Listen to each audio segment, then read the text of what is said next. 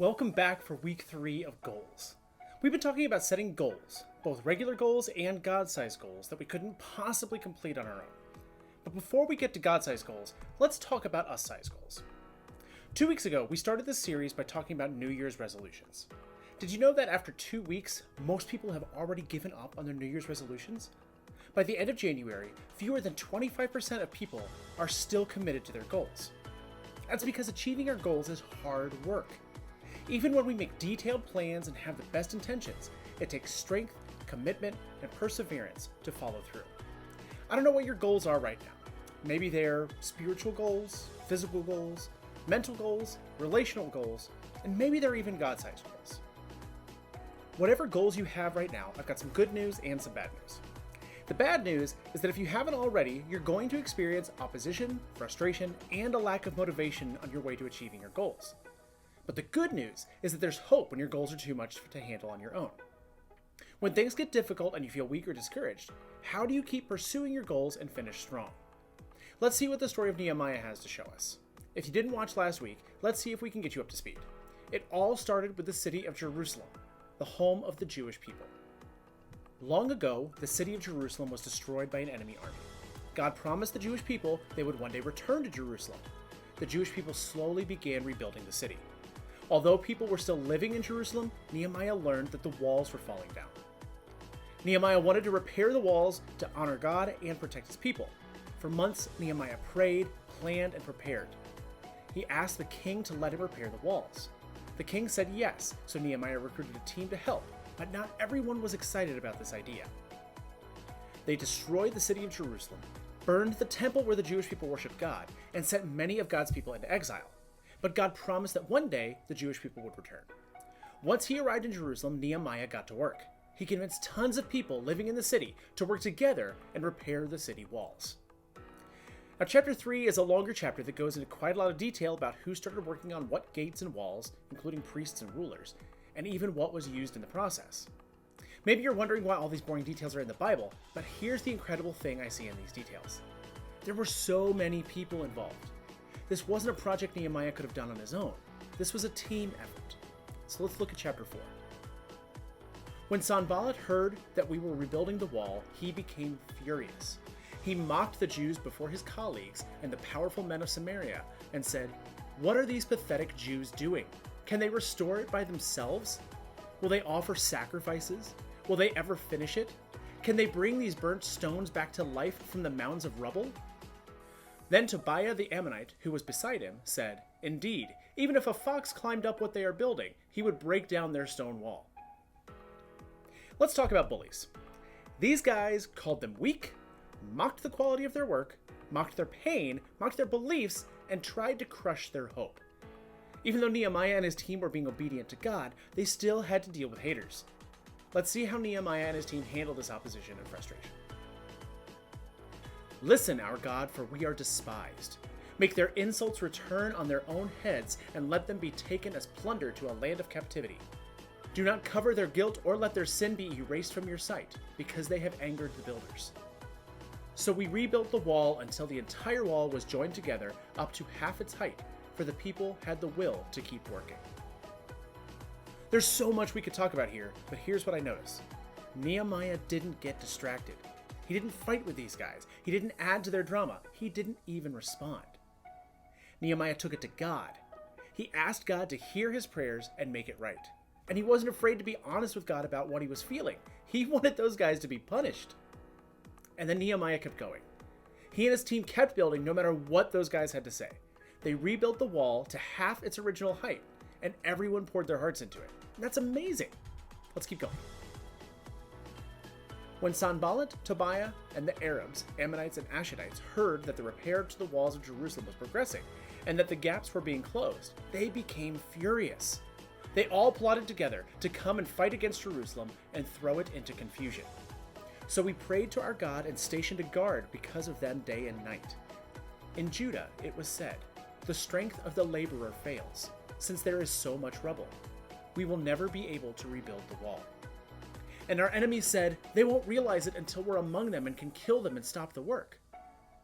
When the Jews who lived nearby arrived, they said to us time and again, "Everywhere you turn, they attack us." so I stationed people behind the lowest sections of the wall at the vulnerable areas. I stationed them by families with their swords, spears, and bows. After I made an inspection, I stood up and said to the nobles, the officials, and the rest of the people, "Don't be afraid of them. Remember the great and awe-inspiring Lord, and fight for your countrymen, your sons and daughters, your wives and homes." When our enemies heard that we knew their scheme and that God had frustrated it, every one of us returned to his own work on the wall. From that day on, half of my men did the work, while the other half held spears, shields, bows, and armor. The officers supported all the people of Judah who were rebuilding the wall. The laborers who carried the loads worked with one hand and held a weapon with the other. Each of the builders had his sword strapped around his waist while he was building, and the one who sounded the ram's horn was beside me. Then I said to the nobles, the officials, and the rest of the people, "The work is enormous and spread out, and we are separated far from one another along the wall. Wherever you hear the sound of the ram's horn, rally to us there. Our God will fight for us." So we continued the work, while half of the men were holding spears from daybreak until the stars came out. At that time, I also said to the people, "Let everyone and his servants spend the night in Jerusalem, so that they can stand guard by night and work by day." And I, my brothers, my servants, and the men of the guard with me never took off our clothes. Each carried his weapon, even when washing. After so much opposition, the strength of Nehemiah's team was giving out. These bullies were relentless, but Nehemiah was committed and strategic. Nehemiah took it to God, again. He'd been in constant communication with God since the very beginning, and this moment was no different. Nehemiah prioritized rest. He knew he and his team needed rest if they were going to have the strength to keep going, so he found a way for them to work in shifts. Nehemiah chose community. Nehemiah's team committed to protecting and supporting each other for as long as their opposition lasted. And Nehemiah kept going, again. The job was a little more difficult than it had been in the beginning, but Nehemiah never stopped. He kept moving forward, adjusting his plan and getting creative in order to continue their work. Now, I wish I could tell you that Nehemiah's opposition ended there, but it didn't. He faced even more obstacles in chapters 5 and 6, both from his enemies and from his fellow Jewish people. At one point, Nehemiah received a series of terrifying letters and death threats. These men did not want Nehemiah to finish this wall, but watch how Nehemiah reacts. For they were all trying to intimidate us, saying, "They will drop their hands from the work, and it will never be finished. But now, my God, strengthen my hands." "Strengthen my hands," Nehemiah prayed.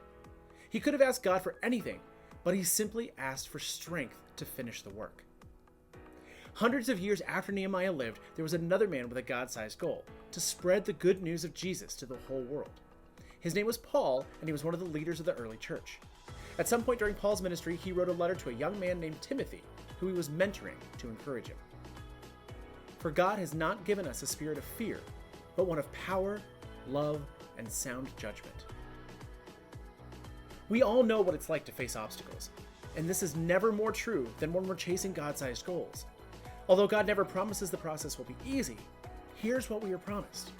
We don't need to be afraid. God's Spirit will be with us, and God will give us strength.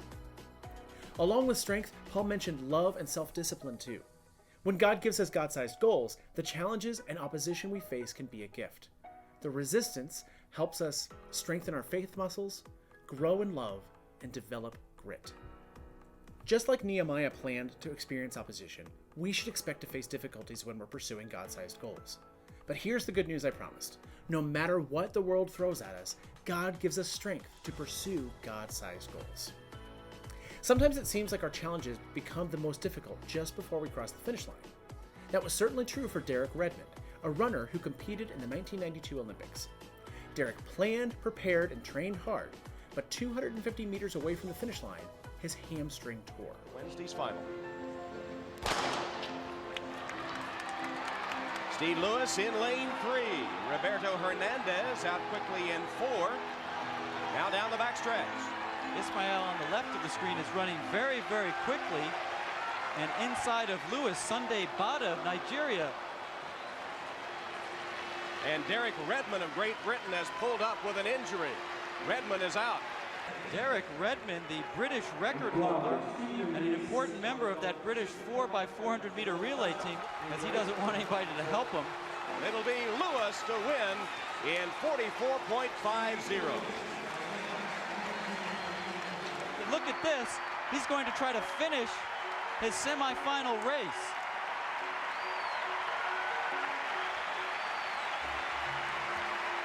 The British have a certain tradition of running, which you have to respect.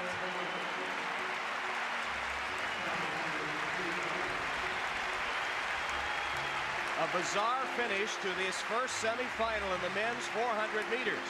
Derek Redmond of Great Britain pulled up with an injury halfway down the back stretch. He's fighting off those trying to help him to finish the race in his lane. And now the pain too much.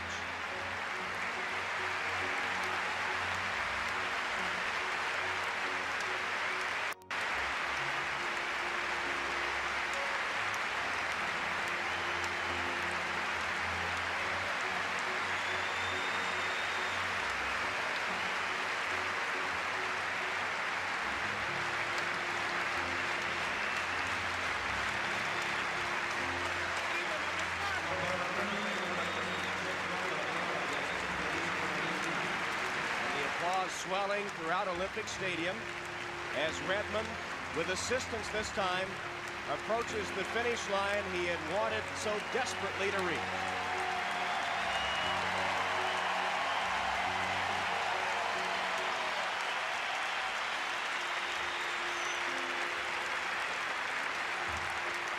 That is the Olympic spirit.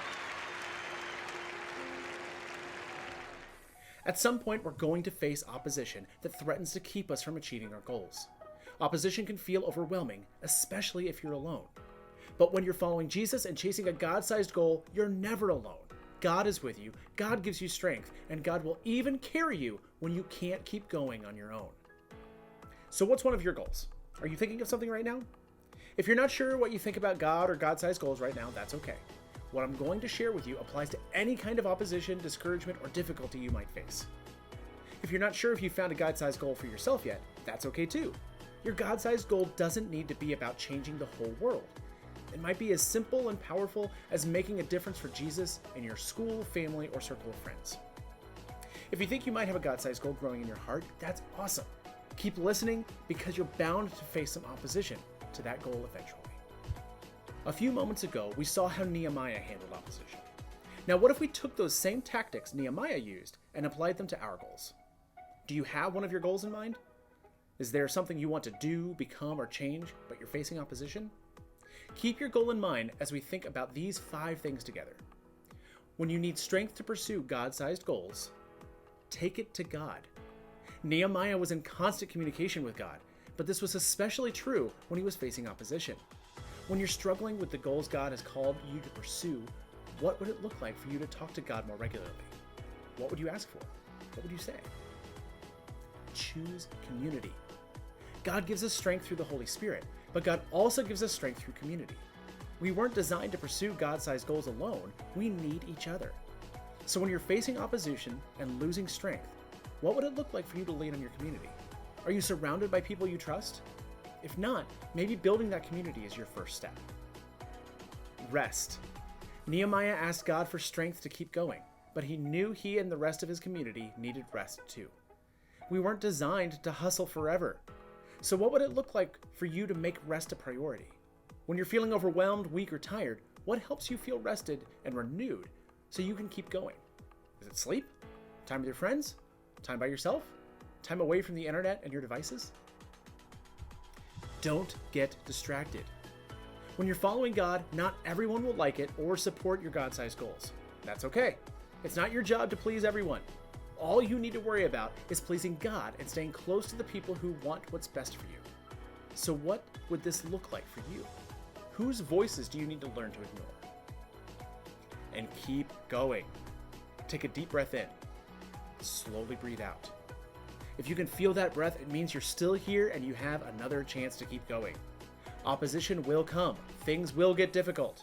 But if you know Jesus, you've got the Spirit of God inside you, filling you with strength, power, love, self-discipline. With God, you can keep going. So what's one goal you're working on right now that requires God's strength? You have it? Now, do you believe, really believe, that God can help you reach that goal? If your goal honors God or was given to you by God, then yes, God can help you see it through, no matter what comes. Take it from Nehemiah, Paul, and Timothy. God gives us strength to pursue God-sized goals.